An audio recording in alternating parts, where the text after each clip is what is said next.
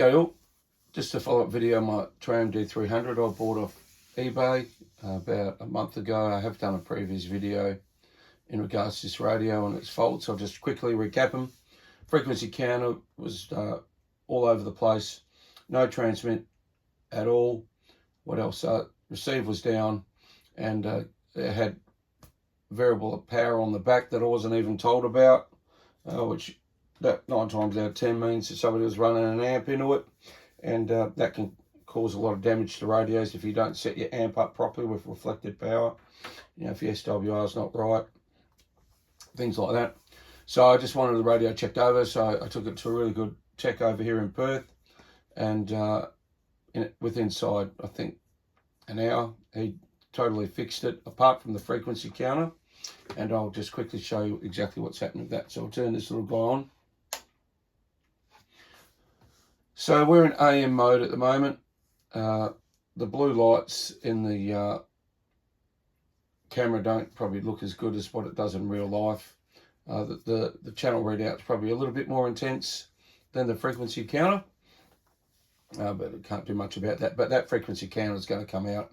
I'm going to source a new one, a better one, thanks to Tim over at Snake Radios that sent me a message. And Tim, if you're watching this, you're 100% right. It's just a cheap, nasty frequency counter from China, and I'll show you what the problem is. Okay, so in AM mode, it reads the frequency perfectly. What happens when I change it to upper side, lower side, you'll see straight away. Just get in here. So straight away it's 2.5 kc off. So what the problem is with this frequency counter, because it's so cheap and nasty, it doesn't have any wiring for the sideband modes. There's no facility to tell the frequency counter it's in sideband for whatever way, shape or form. So this is what you get. You get that. Now the frequency hasn't changed on the radio. It's just the frequency counter. So that frequency counter will be coming out. I'm going to get another one from somewhere to get it done properly. Obviously the clarifier is open. We'll have a quick look. Yeah, the frequency counter is open, so that's not a drama. As a good mate of mine said, this is just a Washington in another box. Unfortunately, this Washington in a box costs a fair bit more than a normal Washington in its box. But having said that, the radio presents really well now.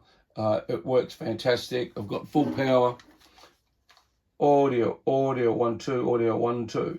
So that all works fine. It's back on frequency. Receives great. There was a couple of tracks that were repaired.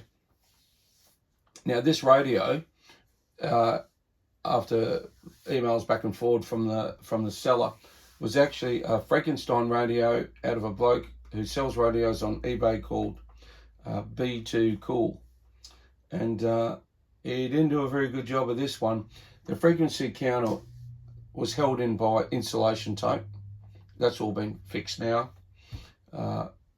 When I get the new frequency counter, I can just slot this new one in. A couple of things are done to the frequency counter mounts, so I can just replace it like for like. It's a plug-in, virtually a plug-in, plug-out, and then I'll need to check wire up the modes. Yeah, so B2 Cool, yeah, didn't do a very good job of this radio at all. Pretty dodgy.